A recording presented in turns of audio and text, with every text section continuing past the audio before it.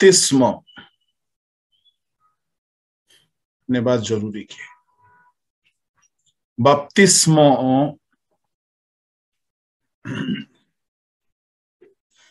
जदि नेबा जरूरी तेबे कहीं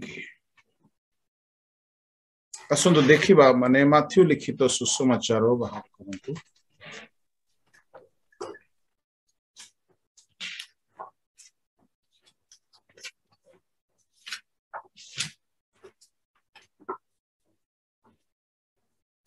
तीन अध्याय ताहार 15 पद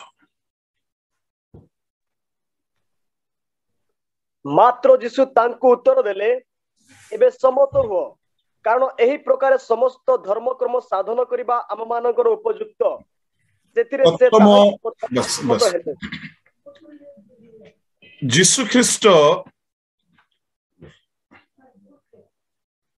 जलरू उठी आसिले आ देख आकाश उन्मुक्त हैला जलरू उठी आसिले तामाने बाप्तिस्म रे से जल भीतर को जाइथिले 15 पद यीशु तांको उत्तर देले एबे सम्मत हुओ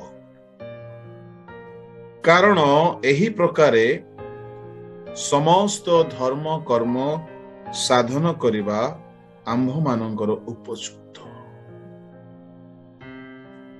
सेथिरे से ताहांग कथारे सम्मत है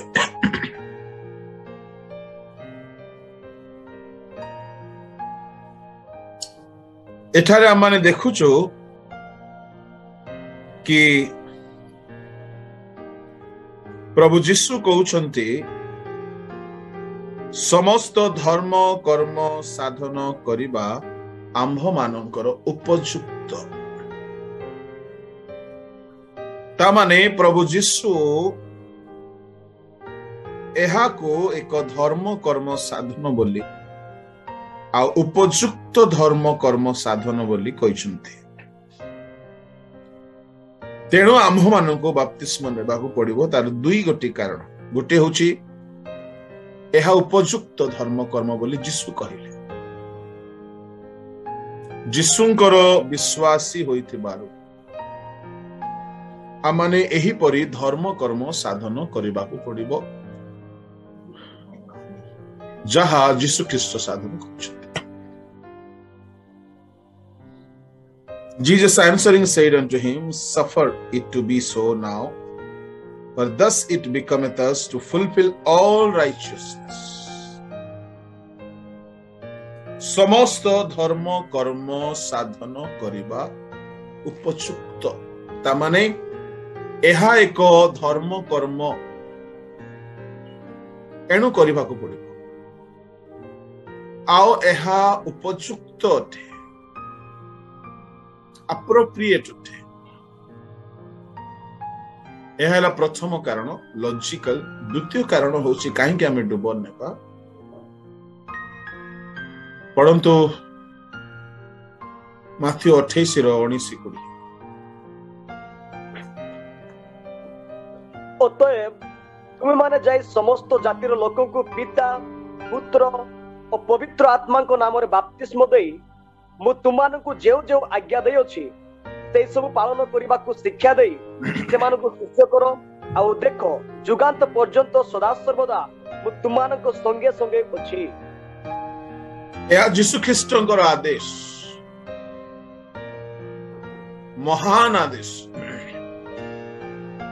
से 12 शिष्यों को आदेश कला बेले तन्मध्य बपतिस्म मध्य एक आदेश थिला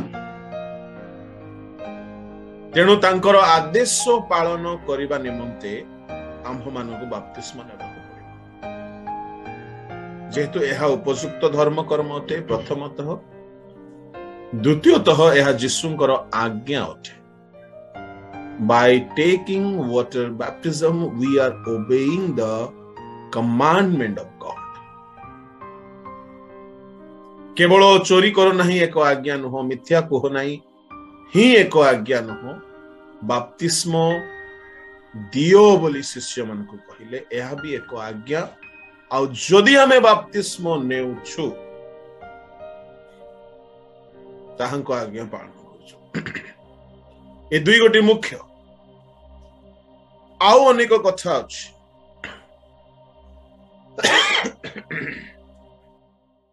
ପଢନ୍ତୁ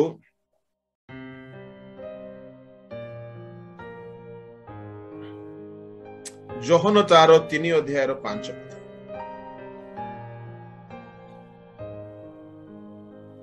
ଯୀଶୁ ଉତ୍ତର ଦେଲେ, ସତ୍ୟ ସତ୍ୟ ମୁଁ ତୁମକୁ କହୁଅଛି, ଜଳ ଆତ୍ମାରୁ ଜନ୍ମ ନ ହେଲେ କେହି ଈଶ୍ୱରଙ୍କ ରାଜ୍ୟରେ ପ୍ରବେଶ କରିପାରେ ନାହିଁ। ଜଳ ଓ ଆତ୍ମାରୁ ଜନ୍ମ ନ ହେଲେ ଈଶ୍ୱରଙ୍କ ରାଜ୍ୟରେ ପ୍ରବେଶ କରିପାରିବ ନାହିଁ। ତା ମାନେ ବାପ୍ତିସ୍ମ ବିନା ଜଣେ ବ୍ୟକ୍ତି ପ୍ରଭୁଙ୍କ ରାଜ୍ୟରେ ସ୍ଥାନ ପାଇବ ନାହିଁ। ତେବେ ପ୍ରଭୁଙ୍କ ଲୋକମାନେ ବାପ୍ତିସ୍ମ, ମୁଁ ଆରମ୍ଭରେ ଆପଣଙ୍କୁ କହିଲି ବାପ୍ତିସ୍ମ ଅର୍ଥାତ୍ ଯୀଶୁ ଜଳରୁ ଉଠି ଆସିଲେ। ତା ମାନେ ସେ ଜଳ ଭିତରକୁ ଯାଇଥିଲେ, ତାଙ୍କ ଉପରେ ଜଳ ଛିଞ୍ଚା ଯାଇ ନାହିଁ।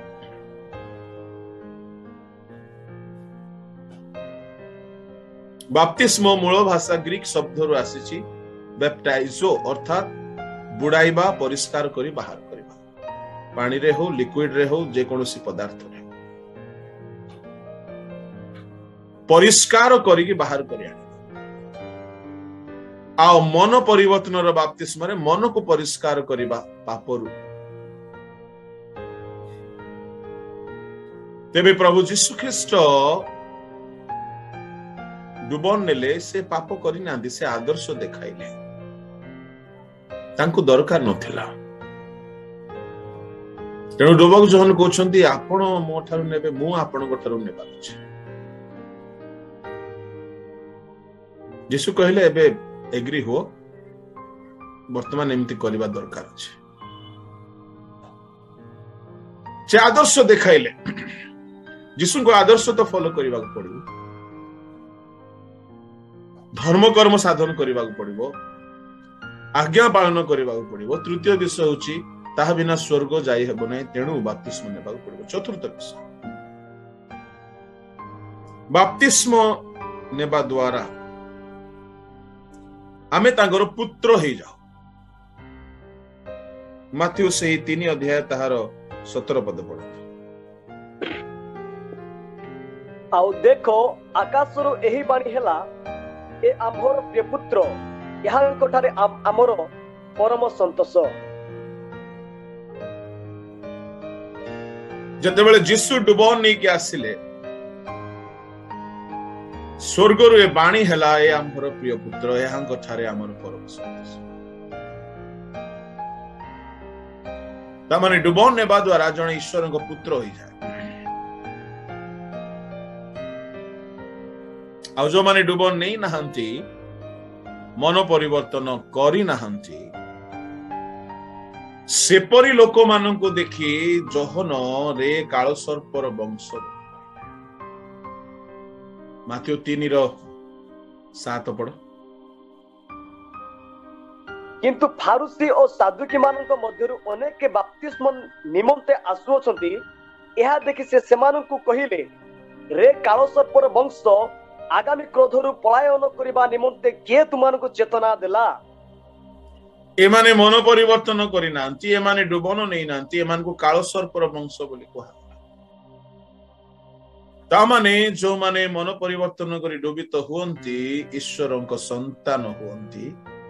ଆଉ ଯୋଉମାନେ ଡୁବିତ ହୋଇନାହାନ୍ତି, ଈଶ୍ୱରଙ୍କ ସନ୍ତାନ ନୁହନ୍ତି। ଆପଣ ସର୍ପର ସନ୍ତାନ ହେବାକୁ ଚାହାନ୍ତି ନା ଈଶ୍ୱରଙ୍କ ସନ୍ତାନ ହେବାକୁ ଚାହାନ୍ତି? ଚର୍ଚ୍ଚରେ ଆସିବା, ବସିବା, ଗୀତ ଗାଇବା, ଦାନ ଦେବା ଯଥେଷ୍ଟ ନୁହଁ।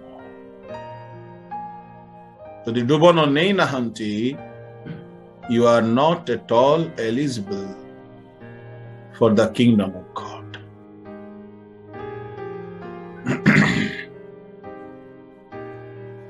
ଏହା ଚତୁର୍ଥ ଆଶୀର୍ବାଦ। ଯେହେତୁ ଏହା ବିନା ଆମେ ଈଶ୍ୱରଙ୍କ ରାଜ୍ୟରେ ଯାଇପାରିବା ନାହିଁ, आमे तांगर संतान हे पारिबा नै डुबन बिना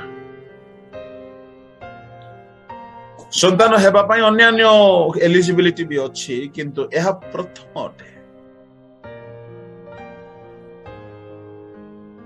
पंचम डुबन नेबा द्वारा आमे पवित्र आत्मा पाइबा पई योग्य हो जाओ पढ़ंतु प्रेरित 2:38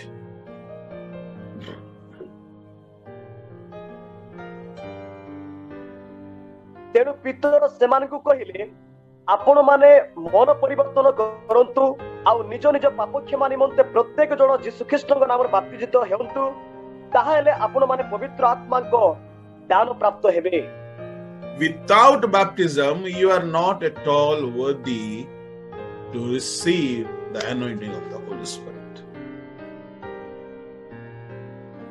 ता हेले आपण माने पवित्र आत्मा को दान पाइबे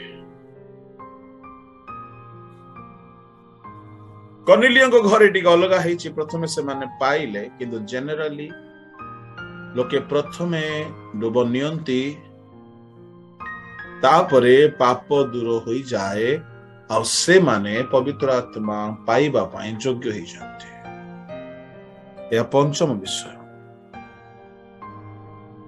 जीसु मध्य डुब नहीं आसला परे कपत परि आत्मा अवतरण कले ता माने एहा होची प्रोसेस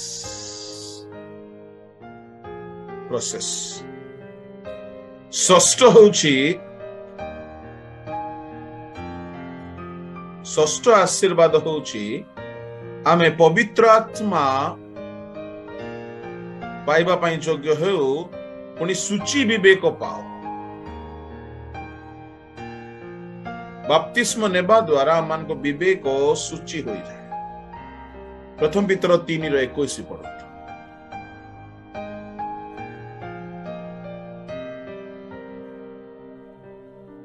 सेथिरे प्रतिरूप बाप्तिस्म अर्थात शरीर मलिनता दूरीकरण नुहे किंतु ईश्वरଙ୍କ निकटରେ सूची विवेक पाइबा निमंते प्रार्थना यीशु ख्रीष्टଙ୍କ पुनरुत्थान द्वारा एबे तुमानंकु परित्राण करूछि सूची विवेक पाइबा निमंते प्रार्थना इट्स ए प्रेयर बाप्तिस्म नेबा द्वारा आमे गोटे गुहारी करूछु lord please cleanse my dirty conscience and give me a pure conscience it's a kind of prayer प्रार्थना रे आमे हाथ जोड़ू आमे गुहारी करू मागो किंतु बाप्तिस्म रे आमे मागी न थाओ आमे मन परिवर्तन करू पाप रु फेरू आओ इमर्स हेउ पानी रे एहा kind of prayer to have a pure conscience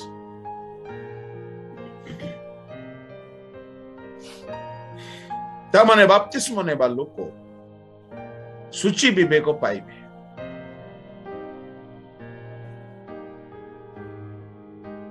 प्रभु लोक माने एणु बाप्तिस्म अति आवश्यक हाउ कैन यू डिनाई षष्ठ हैला सप्तम आशीर्वाद बाप्तिस्म द्वारा आपण प्रभु को पिंधंती गलातियो 3:27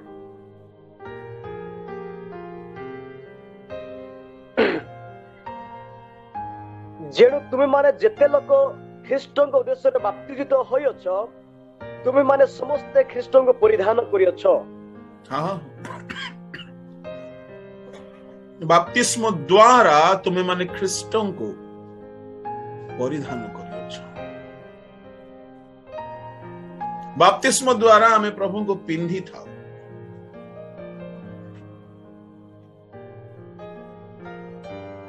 ता माने आमर वस्त्र जीशु हो जाती आ वस्त्र बिना जदि जणे रहिबो से आगमन बेल को जाई पारिबो नाही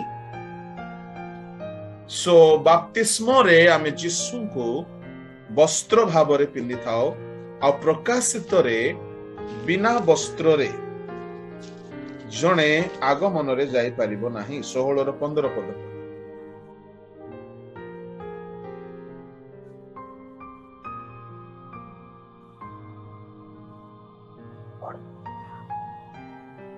देखो आंबे चोर परी आसुअछु जे जाग्रत थाई अपना वस्त्र रक्षा करे से धन्य, कारण ताहा कले से उलंग होई भूलिब नाही और लोके ताहार लज्जा देखिबे नाही। वस्त्र बिना जणे आगमन रे जाई पारिबो नाही। सो डुबन आम जीवन रे ख्रीष्ट को वस्त्र भाव रे जोगाई दी थाए। अब शैतान केते चालाक देखो कि लोके डुबन न नेहुंतु बोली अनेक नीति नियम मंडली भितर पसै छै। जेउ मंडली रे डुबन हेउ नाही से माने शैतान रो बंधन रे आबद्ध अछथि। डुबन नेबा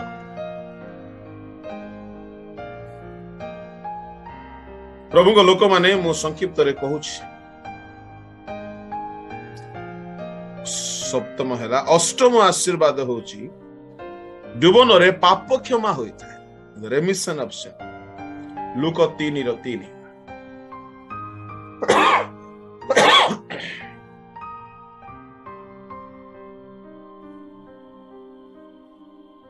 सेथिरे से जर्दनर निकटवर्ती समस्त अंचल को जाई पाप क्षमा निमंते मन परिवर्तन बाप्तिस्म घोषणा करबाकू लागिले। पाप क्षमा निमंते बाप्तिस्म ता माने बाप्तिस्म रो गोटे ब्लेसिंग होछि, we will receive the forgiveness of sin, pure conscience, we become the child of God। केते आशीर्वाद अछि, पाप क्षमा मिली थाए डुबन। नवम आशीर्वाद होछि आमे ईश्वरन को संकल्प अपना जीवन रे ग्राह्य हेबाकू देई थाओ। लूक सुसमाचार ताहार बाहर करंतु 7 अध्याय 29-30। यह सुनी समस्त लोक एपरिकी करग्राही माने सुधा जहनक बाप्तिस्म रे बाप्तिजित होइथिबारु ईश्वरंकु यथार्थ बोली स्वीकार कले, किंतु फारिसी माने और व्यवस्था शास्त्रज्ञ माने तांको द्वारा बाप्तिजित न होई आपण आपण संबंध रे ईश्वरक संकल्प अग्राह्य कले।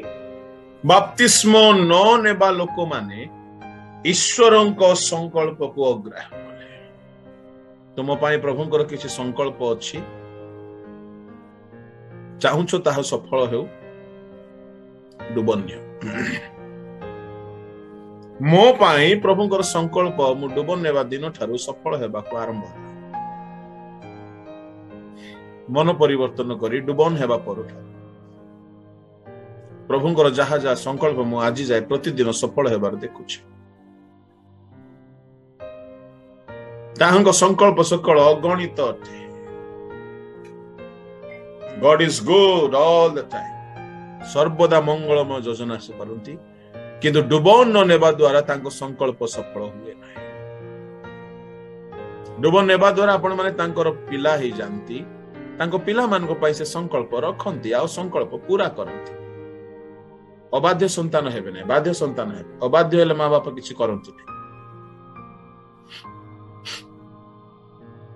प्रभुंकर गुड़ाए महत महत योजना मु अपना जीवन रे सफल हेबार देखिली जेबे ठार मु डुबन नै प्रभुंक पथरे चलिबा। ता माने प्रभुंकर संकल्प आम जीवन रे सफल होय। दशम होउची आमे तांको मंडली रो एक अंग हो जाओ। पढ़ंतु प्रथम कोरिन्थी 12 अध्याय 13 पद।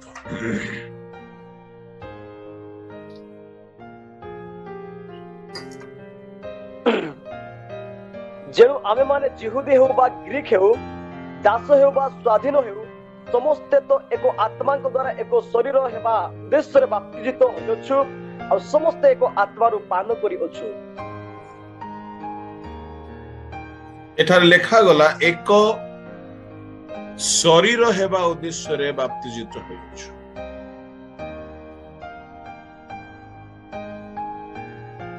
एको शरीर बोली कहिले आमे समस्ते गोटे गोटे अंग मंडली ख्रीष्ट मस्तक गोटे देह so the body of Christ बोली गोटे शब्द व्यवहार करा जाए body of Christ body of so and so person जेमती आपणकर शरीर आपण केते जत्न नियंती खांती सेथि पाए सुंती सेथि पाए स्नान करंती सेथि पाए ब्रश करंती सेथि पाए शैम्पू करंती सेथि पाए मेडिसिन खांती सेथि पाए ठंडा रे गरम रे वर्षा रे केते जत्न नियंती आपण निज शरीर पर ख्रीष्ट को शरीर होचु आमे गोटी गोटी आ से शरीर रो गोटी अंग भाबरे जने लोक सेते बेले स्थान पाए जेते बेले से डुबन निये आउ थरे पड़ो से पद को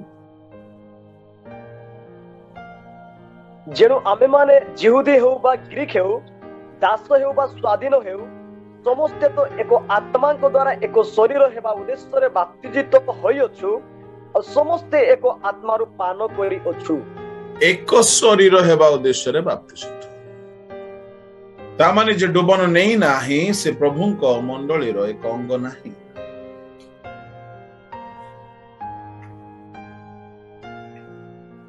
जने बहुत दान देई पारे बहुत सेवा करी पारे बहुत कमिटी रे आसी पारे एंड की रोल निभाई पारे बट जदि से डूबी तो होई नाही से ईश्वरन को शरीर रो अंग नुह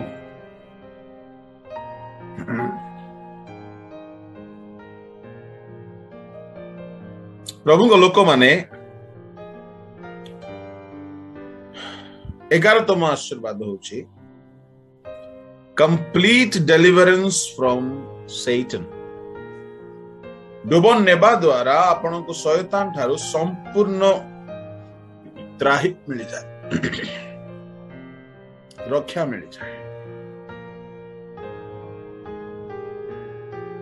परंतु कलोसियो 1:13 एवं माथ्यू 3 प्रथमे कलोसियो पढ़ से आम को अंधकार क्षमतार उद्धार करी आपण प्रेम पात्र पुत्र राज्य मध्य को स्थानांतर करियछंती से अंधकार क्षमतार उद्धार करे प्रेम पात्र पुत्र राज्य को स्थानांतर कर जेउ दिन जने डुबन निये से दिन से अंधकार राज्य मुक्त होई पुत्र राज्य को आसी जाए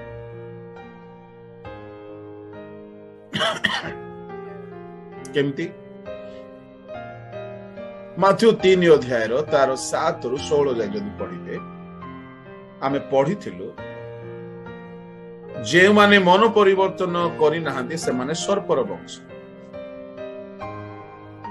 किंतु जो माने मन परिवर्तन करि डुबन नियंती से माने ईश्वरन को संतान ता माने डुबन नेबा द्वारा शयतानर नागरिकता आम जीवन रो कैंसिल हो जाए और ईश्वरों को नागरिकता आम जीवन रे स्टार्ट हो जाए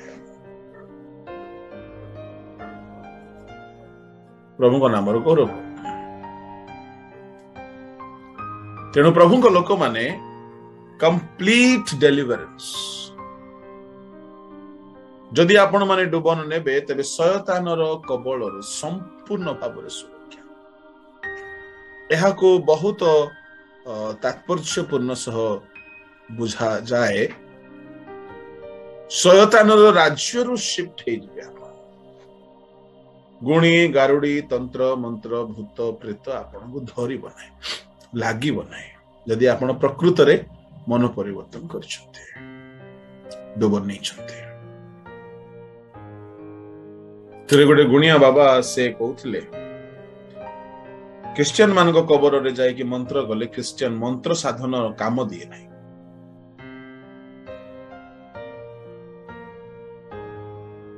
कहीं भूत प्रेत मंदात्मा ख्रीष्टियान कबर रे कार्य साधन करे नहीं बोली से कहते गुणिया लोक चेष्टा करिसंतु बहुत थर काम हैला नहीं डुबन नेबा द्वारा हम शैतान रो साम्राज्य रो बाहरी जा ଯେତେବେଳେ ଇସ୍ରାଏଲୀୟ ମାନେ ମିଶ୍ରରୁ ବାହାରି ଆସିଲେ ସୁପ ସମୁଦ୍ର ପାର ହେଲେ ସେମାନଙ୍କ ପାଇଁ କୁହାଗଲା କୌଣସି ମନ୍ତ୍ର ଗଣକତା ଏମାନଙ୍କ ବିରୁଦ୍ଧରେ ସାର୍ଥକ ହେବ ନାହିଁ ବୋଲି କୁହାଗଲା। ଗଣନା ତାର 23 ଅଧ୍ୟାୟର 19-20।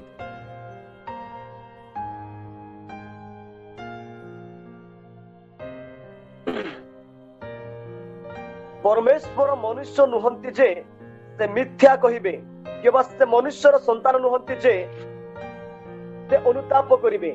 ସେ କହିଅଛନ୍ତି ଆଉ ସେ କି ତାହା କରିବେ ନାହିଁ, ସେ କହିଅଛନ୍ତି ଆଉ ତାହା କି ସେ ସିଦ୍ଧ କରିବେ ନାହିଁ। ଦେଖ ମୁଁ ଆଶୀର୍ବାଦ କରିବାକୁ ଆଜ୍ଞା ପାଇଅଛି, ପୁଣି ସେ ଆଶୀର୍ବାଦ କରିଅଛନ୍ତି, ଏଣୁ ମୁଁ ତାହା ଅନ୍ୟଥା ନ କରିପାରେ। 23 ଅଧ୍ୟାୟର 19-21। ମୁଁ ଭୁଲ କହିଲି ବୋଧେ। 23 ଅଧ୍ୟାୟର 19-21। ଆଜ୍ଞା। ପରମେଶ୍ୱର ମନୁଷ୍ୟ ନୁହନ୍ତି ଯେ ସେ ମିଥ୍ୟା କହିବେ, କିମ୍ବା ସେ ମନୁଷ୍ୟର ସନ୍ତାନ ନୁହନ୍ତି ଯେ ସେ ଅନୁତାପ କରିବେ। ସେ କହିଅଛନ୍ତି ଆଉ ସେ କି ତାହା କରିବେ ନାହିଁ, ସେ କହିଅଛନ୍ତି ଆଉ ତାହା କି ସେ ସିଦ୍ଧ କରିବେ ନାହିଁ। ଦେଖ ମୁଁ ଆଶୀର୍ବାଦ କରିବାକୁ ଆଜ୍ଞା ପାଇଅଛି, ପୁଣି ସେ ଆଶୀର୍ବାଦ କରିଅଛନ୍ତି, ଏଣୁ ମୁଁ ତାହା ଅନ୍ୟଥା କରି ନ ପାରେ। ସେ ଯାକୋବ ମଧ୍ୟରେ ଅଧର୍ମ ଦୃଷ୍ଟିଗୋଚର କରି ନାହାନ୍ତି, କିମ୍ବା ସେ ଇସ୍ରାଏଲ ମଧ୍ୟରେ ଉପଦ୍ରବ ଦେଖି ନାହାନ୍ତି। ସେମାନଙ୍କର ପରମେଶ୍ୱର ସଦାପ୍ରଭୁ ସେମାନଙ୍କ ସଙ୍ଗରେ ଅଛନ୍ତି, ପୁଣି ରାଜାର ଜୟଧ୍ୱନି ସେମାନଙ୍କ ମଧ୍ୟରେ ଅଛି। 23 ଯାଏ ପଢନ୍ତୁ। ପରମେଶ୍ୱର ସେମାନଙ୍କୁ ମିଶ୍ରରୁ ବାହାର କରି ଆଣୁଅଛନ୍ତି। ଅରଣା ତୁଲ୍ୟ ସେମାନଙ୍କର ବଳ, ନିତାନ୍ତ ଯାକୋବ ପାଇଁ କୌଣସି ଗଣକତା ନାହିଁ, କିମ୍ବା ଇସ୍ରାଏଲ ପାଇଁ କୌଣସି ମନ୍ତ୍ର ନାହିଁ। ଏହି କ୍ଷଣି ଯାକୋବ ବିଷୟରେ ଓ ଇସ୍ରାଏଲ ବିଷୟରେ କୁହାଯିବ, ପରମେଶ୍ୱର କି କର୍ମ କରିଅଛନ୍ତି। ଇସ୍ରାଏଲ ପାଇଁ କୌଣସି ଗଣକତା ନାହିଁ, କୌଣସି ମନ୍ତ୍ର ନାହିଁ। ଯାଅ ଯେତେ ଗୁଣି ଗାରଡି ତନ୍ତ୍ର ମନ୍ତ୍ର କର, ଲାଗିବ ନାହିଁ। ମୁଁ ତ ଚ୍ୟାଲେଞ୍ଜ କରେ ଗୁଣିଆ ମାନଙ୍କୁ, କୁହ ଆମ ବିରୁଦ୍ଧରେ ସେମାନେ ଗୁଣି ଗାରଡି କରନ୍ତୁ। ଆପଣଙ୍କର ଜଣା ଚିହ୍ନା ଥିଲେ ବି କହିଦିଅନ୍ତୁ। ଯଦି ଆମକୁ ଲାଗିଗଲା ତାଙ୍କୁ କିନ୍ତୁ କହିବେ, ଶୁଣେ ଆମର ଅଛନ୍ତି, ସେମାନଙ୍କୁ ତୁମେ ଗୁଣି ଗାରଡି ତନ୍ତ୍ର ମନ୍ତ୍ର କର। ଲାଗିଲେ ସେମାନେ ତୁମର ଶିଷ୍ୟ ହେବେ, ନ ଲାଗିଲା ତୁ ଡୁବ ନେବାକୁ ପଡିବ। ପ୍ରଥମେ ସେମିତି ଟିକେ ପ୍ରଚାର କରିକି ତାଙ୍କ ସାମ୍ନାରେ ଚ୍ୟାଲେଞ୍ଜ ରଖି।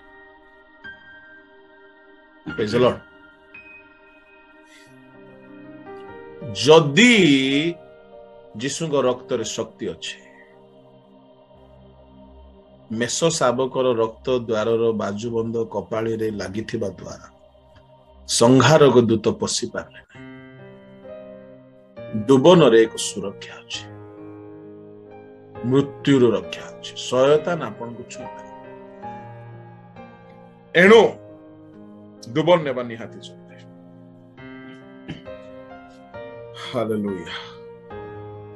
12ତମ ଆଶୀର୍ବାଦ ହଉଛି ଆଗମନରେ ଆପଣ ରାପ୍ଚର ହେଇଯିବେ। ଡୁବନ ନ ନେବା ଲୋକ ରାପ୍ଚର ହେଇପାରିବେ। ରୋମିଓ ତାର 6:4-6।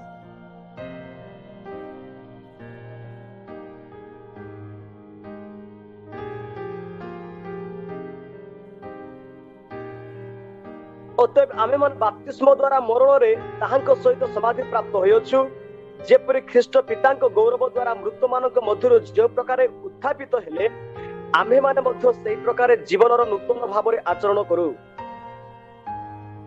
6 ଯାଏ। କାରଣ ଯଦି ଆମେମାନେ ତାହାଙ୍କ ମୃତ୍ୟୁର ସାଦୃଶ୍ୟରେ ମୃତ୍ୟୁଭୋଗ କରି ତାହାଙ୍କ ସହିତ ଏକୀଭୂତ ହୋଇଅଛୁ, ତାହା ହେଲେ ନିଶ୍ଚୟ ତାହାଙ୍କ ପୁନରୁତ୍ଥାନର ସାଦୃଶ୍ୟରେ ମଧ୍ୟ ଉତ୍ଥିତ ହୋଇ ତାହାଙ୍କ ସହିତ ଏକୀଭୂତ ହେବା, ଯେପରି ଆମେମାନେ ଆଉ ପାପର ଦାସତ୍ୱରେ ନ ରହୁ। ଏଥିପାଇଁ ପାପର ଶରୀର ବିନଷ୍ଟ ହେବା ନିମନ୍ତେ ଆମମାନଙ୍କର ପୁରାତନ ସ୍ୱଭାବ ଯେ ତାହାଙ୍କ ସହିତ କ୍ରୁଶରେ ହତ ହୋଇଅଛି।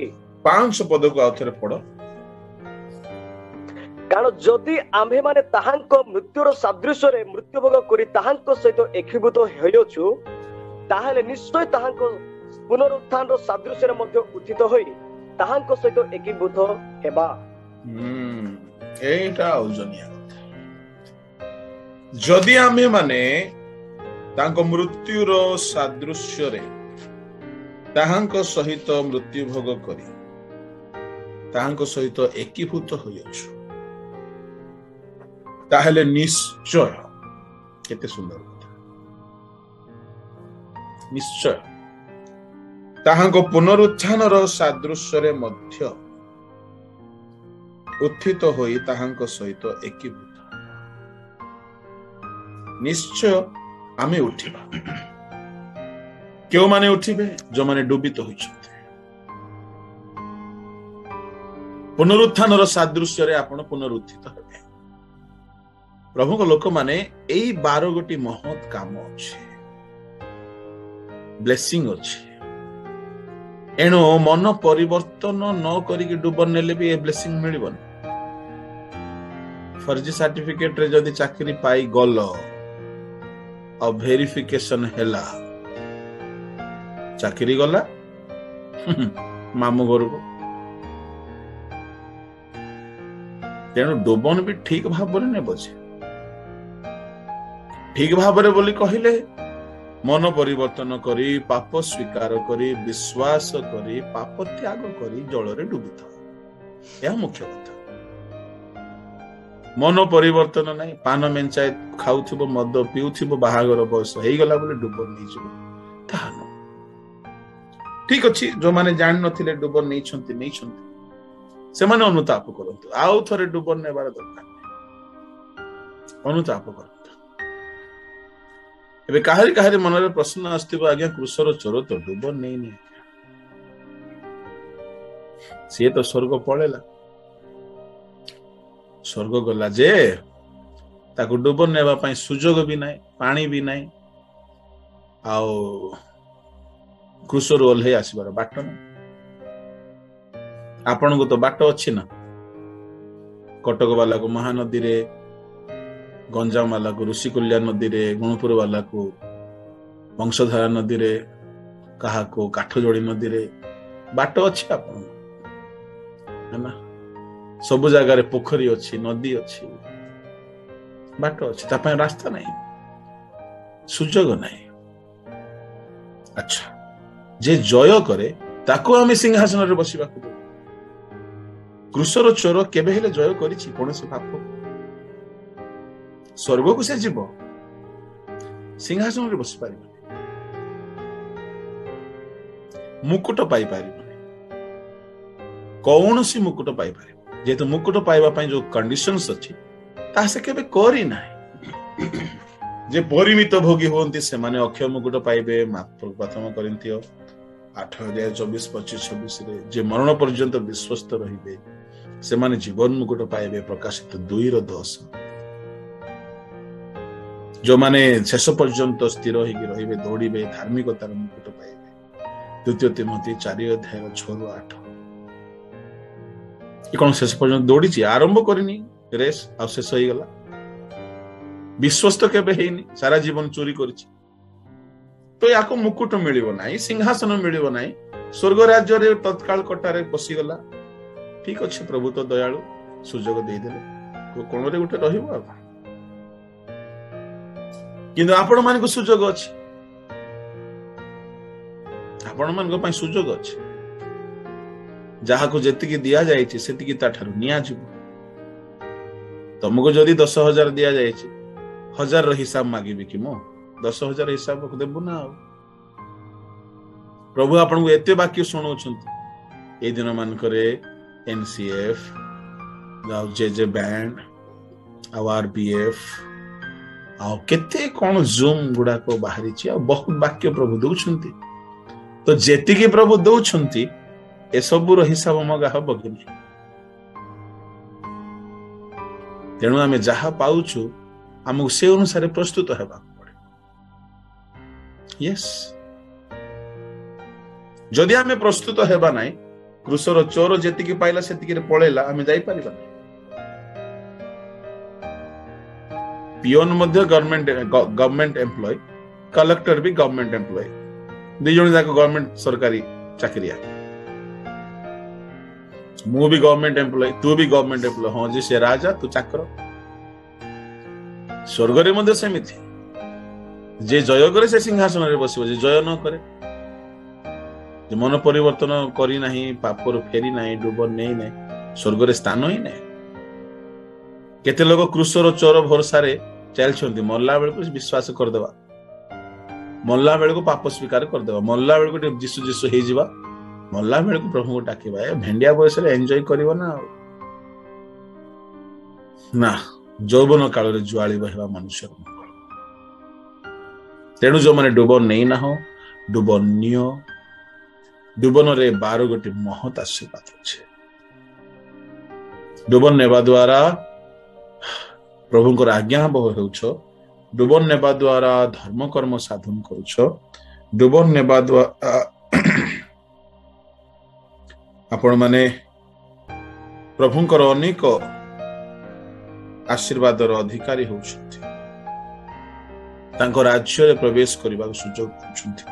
डुबन नेबा द्वारा तांको पुत्र हुअन्ति, डुबन नेबा द्वारा पवित्र आत्मा पाइबा पई योग्य हुअन्ति, डुबन नेबा द्वारा शुद्ध विवेक पाती, डुबन नेबा द्वारा ख्रीष्ट को परिधान करती, डुबन नेबा द्वारा पाप क्षमा होता है, डुबन नेबा द्वारा ईश्वर संकल्प ग्राह्य हुए, डुबन नेबा द्वारा मंडली सदस्य हुअन्ति, डुबन नेबा द्वारा शैतान ठारू संपूर्ण मुक्त हुअन्ति, डुबन नेबा द्वारा आगमन रे ऊर्ध्व को नीत हेबा निमंते पुनरुत्थित हेबा निमंते योग्य होते।